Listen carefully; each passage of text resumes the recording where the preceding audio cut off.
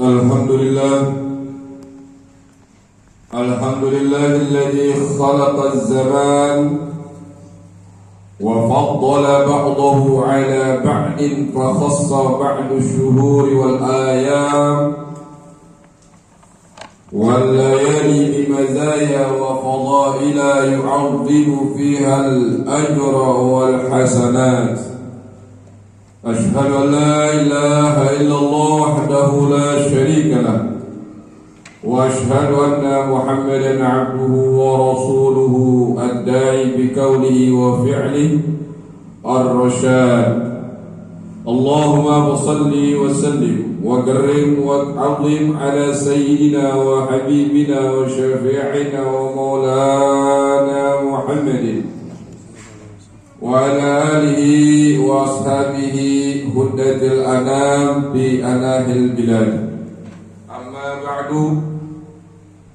وقد قال الله تعالى في القرآن الكريم وهو أصدق القائلين: أعوذ بالله من الشيطان الرجيم، بسم الله الرحمن الرحيم. يا أيها الذين آمنوا اتقوا الله حق تقاته ولا تموتن إلا وأنتم مسلمون. وقاله أيضا: سبحان الذي أسرى بعبده ليلا من المسجد الحرام إلى المسجد الأقصى الذي باركنا حوله لنريه من آياتنا. صدق الله وصدق رسوله النبي الحبيب الكريم ونحن على ذلك من الشاهدين والشاكرين. Pertama dan yang paling utama, tentu khatib berwasiat kepada diri khatib pribadi dan kepada seluruh jamaah yang hadir di Masjid Al-Hidayah ini. Mari sama-sama kita meningkatkan takwa kita kehadirat Allah Subhanahu wa Ta'ala dengan sebenar-benar takwa, yaitu menjalankan seluruh perintah Allah dan menjauhi seluruh larangan Allah Subhanahu wa Ta'ala.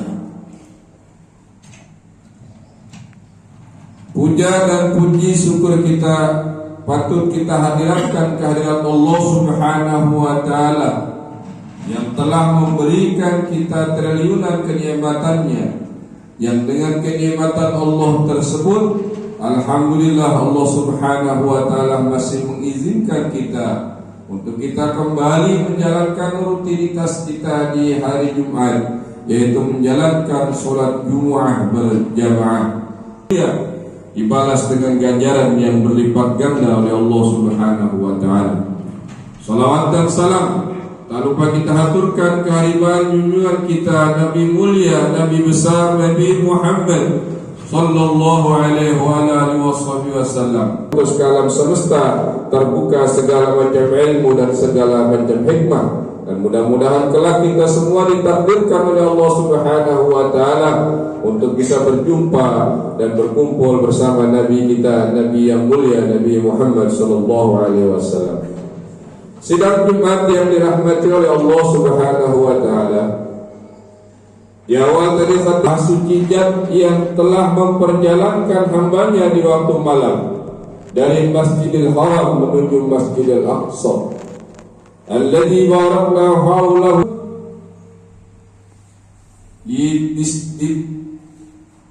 mengabadikan sebuah peristiwa yang terjadi di bulan Rajab, yang terjadi di tanggal 27 Rajab, yaitu peristiwa perjalanan Nabi kita yang mulia, Nabi Muhammad sallallahu alaihi wasallam, perjalanan Isra wal Mi'raj, di mana peristiwa tersebut terjadi di Amul Hazn, di tahun kesedihan, di mana Nabi Muhammad sallallahu alaihi wasallam di tahun itu ditinggalkan oleh pamannya yang begitu membelanya, yaitu Sayyiduna Abu Talib. Paman yang begitu membela dan menjaga Nabi Muhammad sallallahu alaihi wasallam dari semenjak beliau ditinggalkan oleh kakeknya. Di tahun yang sama juga diambil oleh Allah Subhanahu wa Ta'ala istri yang paling dicintainya, yaitu Khadijah al-Kubra, satu-satunya istri Nabi Muhammad sallallahu alaihi wasallam yang ia nikahi dan ia tidak pernah menikah kecuali setelah berpulangnya Siti Khadijah al-Kubra. Istri yang begitu membela Nabi Muhammad SAW pun dipanggil oleh Allah di tahun yang sama.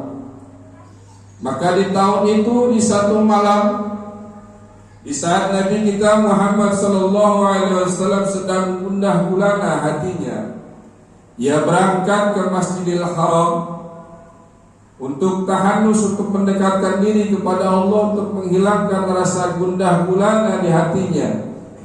Di saat keberadaannya di tengah satu malam di Masjidil Haram, maka turun malaikat Jibril menghampirinya dan membawa sebuah kendaraan yang Allah ciptakan khusus untuk Nabi tercinta Nabi Muhammad SAW.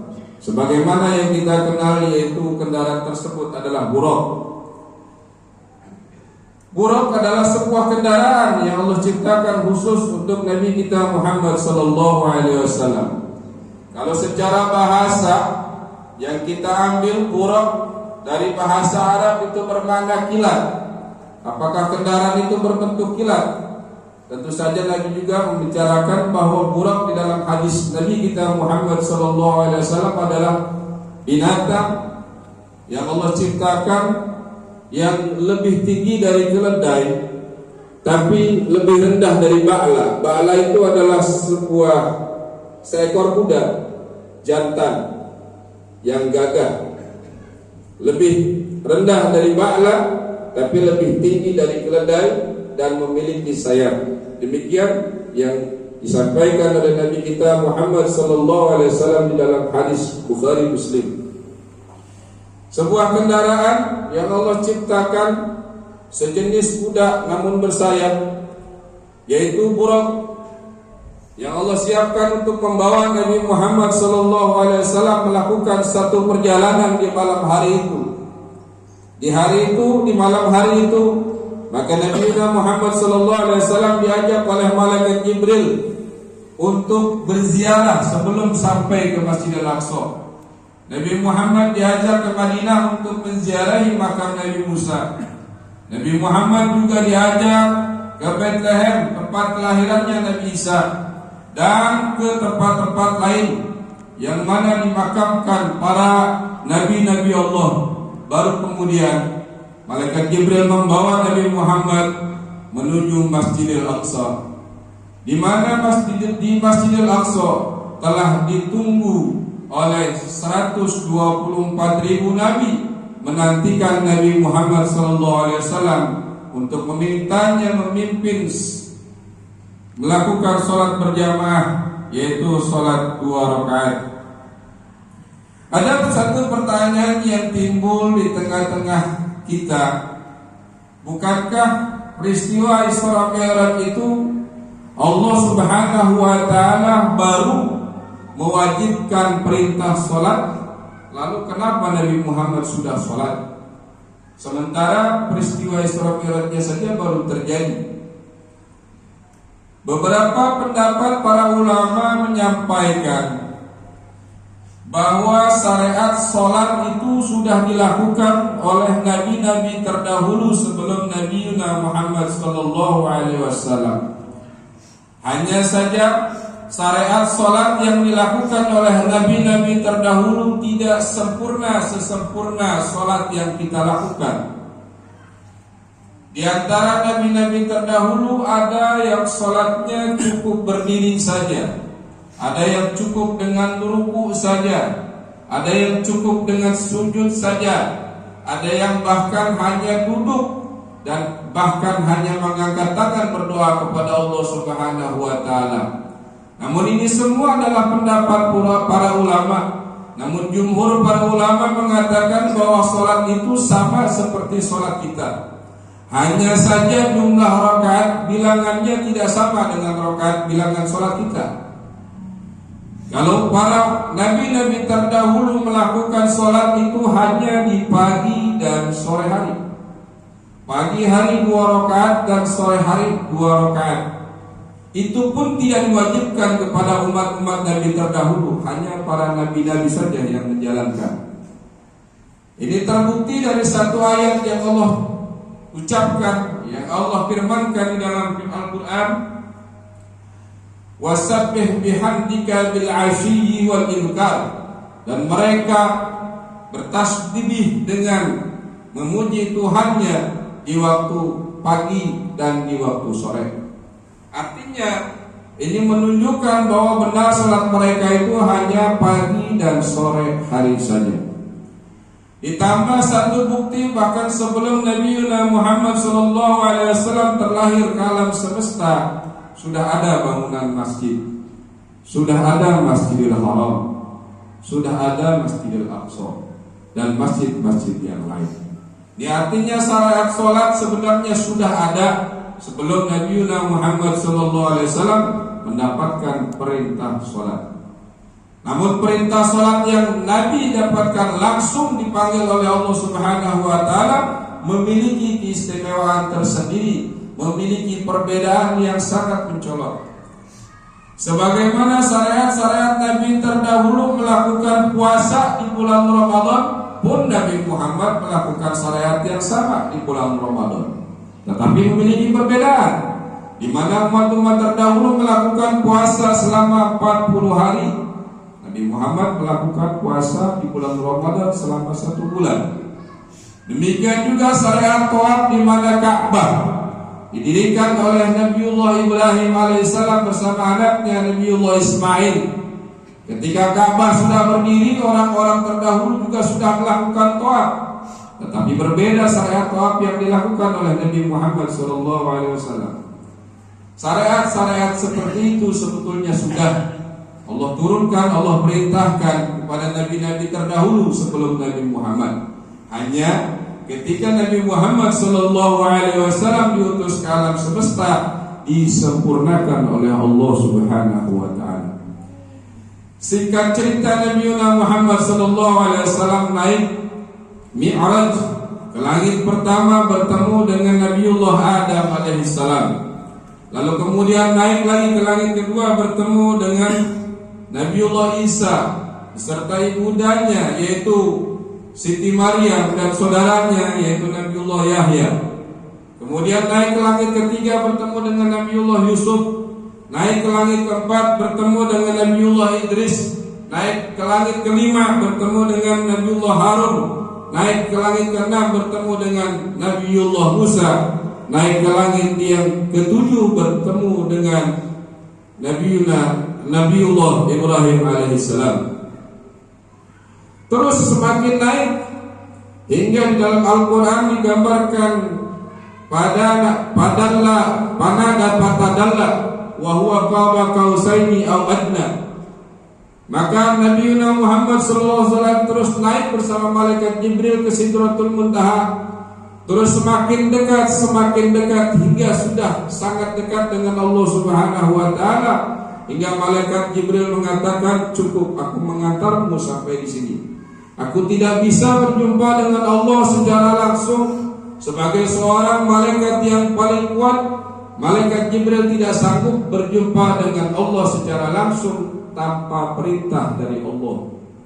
Karena itu malaikat Jibril tidak mengantarkan Nabi Muhammad SAW ke hadapan Allah secara langsung, akan tetapi Nabi sendiri yang melangkah maju untuk berjumpa dengan Allah Subhanahu wa Ta'ala secara langsung.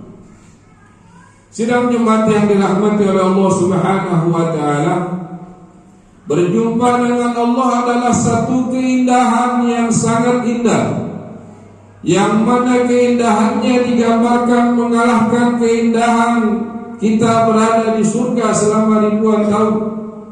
Berjumpa dengan Allah adalah sesuatu yang sangat didamba-dambakan oleh seluruh makhluk di alam semesta ini. Maka hakikatnya ketika Nabi Muhammad SAW berjumpa dengan Allah secara langsung, Nabi Muhammad SAW tidak ingin balik lagi ke dunia ini. Akan tetapi karena Nabi Muhammad SAW memikirkan umatnya, tentu saja Nabi ingin kembali ke dunia demi menyelamatkan umatnya dari siksa api neraka dan dari godaan iblis serta setan. Maka kemudian Saat seseorang dipanggil oleh atasannya, saat seseorang diundang oleh orang yang jabatannya lebih tinggi daripada dirinya. Seorang rakyat dipanggil seorang presiden, saat ia menghadap presiden tentu saja pulang membawa sebuah hadiah.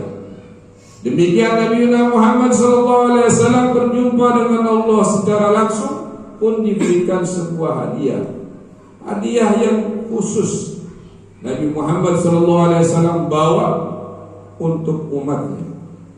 Apa hadiah yang Allah berikan kepada Nabi Muhammad SAW yang diundang secara khusus langsung oleh Allah Subhanahu wa taala, yaitu salat. Salat adalah hadiah terbesar yang diberikan oleh Allah Subhanahu wa taala secara langsung kepada Nabi Muhammad SAW, yang mana syariatnya telah disempurnakan oleh Allah Subhanahu wa taala, sehingga saat seseorang salat menghadap Allah Subhanahu wa taala daripada umat Nabi Muhammad, hakikatnya dia betul-betul sedang berhadapan dengan Allah Subhanahu wa taala. Berbeda dengan syariat nabi-nabi sebelumnya, di mana salat mereka belum betul-betul berhadapan dengan Allah Subhanahu wa taala. Akan tetapi syariat Nabi Muhammad, yaitu Nabi Muhammad SAW pulang dari Isra dan Mi'raj membawa satu hadiah berupa salat untuk umatnya, maka setiap umatnya melakukan ibadah salat, maka benar-benar dirinya berhadapan dengan Allah Subhanahu wa taala. Sidang Jumat yang dirahmati oleh Allah Subhanahu wa taala, begitu pentingnya salat untuk umat Nabi Muhammad SAW, sehingga Nabi berkali-kali menyampaikan di dalam hadisnya, bahkan hingga akhir hayatnya, ketika Nabi menyampaikan kalam terakhir, Nabi hanya menyampaikan as-salah, as-salah, jaga salat kalian, jaga salat kalian wahai umatku. Seseorang saat berada di alam kubur, yang pertama kali dihisab adalah salat. Jika salat seseorang baik, maka baik seluruh amalnya. Jika salat seseorang buruk, maka buruk seluruh amalnya. Salat itu sangat penting. Karena itu Nabi Muhammad SAW di banyak hadisnya memperingatkan kepada kita agar kita menjaga salat kita. Bahkan ayat Al-Quran berkali-kali menyampaikan tentang salat. Inna salata tanha 'anil fahsya'i wal munkar. Sungguh salat itu mencegah perbuatan keji dan munkar. Inna salata kitaban mawquta. Inna salata kanat 'alal mu'minina kitaban mawquta. Sungguh salat bagi orang-orang yang beriman itu adalah kewajiban yang telah ditentukan waktu-waktu. Hingga sepulangnya Nabi Muhammad SAW dari Isra wal Mi'raj, hingga tiba waktu asar, malaikat Jibril turun di waktu asar. Itulah salat pertama yang kita lakukan. Lalu Nabi Muhammad SAW memerintahkan malaikat Jibril untuk menjadi imam. Lalu Nabi Muhammad menjadi makmum, sehingga Nabi Muhammad tahu bagaimana perintah salat yang Allah maksudkan dan seperti apa syariat yang Allah maksudkan. Malaikat Jibril mengimami Nabi Muhammad menjalankan salat asar. Lalu selesai salat asar balik lagi ke langit, kemudian turun lagi di waktu maghrib, dan turun lagi di waktu isya, turun lagi di waktu subuh, turun lagi di waktu zuhur. Kemudian malaikat Jibril turun di hari berikutnya, tidak di awal waktu sholat, akan tetapi di akhir waktu sholat subuh dan di waktu akhir sholat zuhur. Sehingga Nabi Muhammad SAW tahu kapan batasan awal dan akhir menjalankan sholat 5 waktu. Hadirin sedang Jumat yang dirahmati oleh Allah Subhanahu wa taala. Qala Allah Ta'ala fil Qur'anil Karim wa huwa asdaqul qailin. A'udzu billahi minasyaitonir rajim. Bismillahirrahmanirrahim. Aqimus shalah. Wa iyyakum bima fihi minal ayati wa dzikril hakim. Wa taqabbalallahu minni wa minkum tilawatahu innahu was-sami'ul 'alim. Aqulu qawli hadza wa astaghfirullaha li wa lakum wa lisairil muslimin wal muslimat fastaghfiruhu innahu huwal ghafurur rahim. Allahumma shalli wa sallim ala sayyidina Muhammadin wa ala ali sayyidina.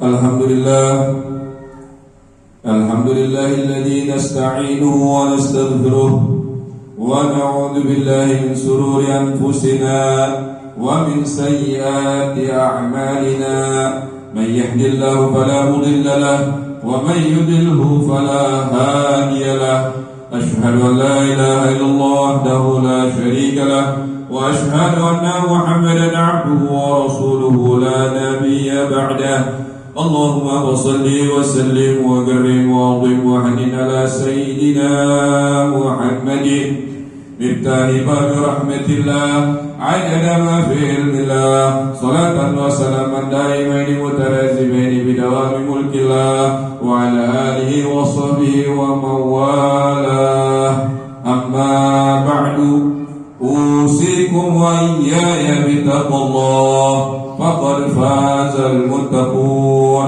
قال الله تعالى في القرآن الكريم وهو أصدق القائلين أعوذ بالله من الشيطان الرجيم بسم الله الرحمن الرحيم تعاونوا على البر والتقوى ولا تعاونوا على الإثم والعدوان وقال نبينا محمد صلى الله عليه وسلم اتق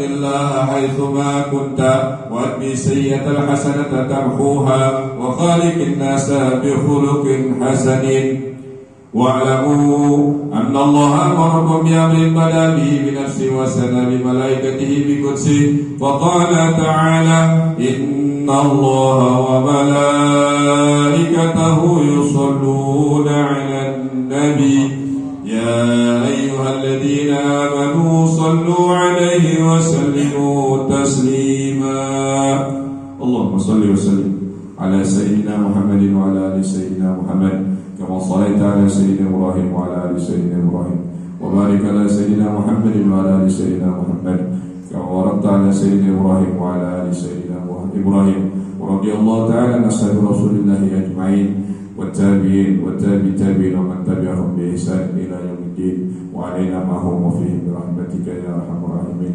اللهم اغفر للمسلمين والمسلمات والمؤمنين والمؤمنات الأحياء منهم والأموات إنك سميع قريب مجيب دعوات ويا قاضي الحاجات اللهم استر أمة سيدنا محمد اللهم اجبر أمة سيدنا محمد اللهم فرج عن أمة سيدنا محمد اللهم اجعلنا من المقيمين الصلاة ومن ذريتنا ربنا وتقبل دعاء اللهم أصلح جميع أحوالنا في الدين والدنيا والآخرة وكفر عنا سيئاتنا وتوفنا مع الأبرار يا عزيز يا غفار يا ستار يا رب العالمين ربنا آتنا في الدنيا حسنة وفي الآخرة حسنة وقنا عذاب النار عباد الله إن الله يأمركم بالعدل والإحسان وإيتاء ذي القربى وينهى عن الفحشاء والمنكر والبغي يعظكم لعلكم تذكرون واسألوا الله من فضله يؤتيكم واشكروه على نعمه يزدكم ولذكر الله أكبر والله يعلم ما تصنعون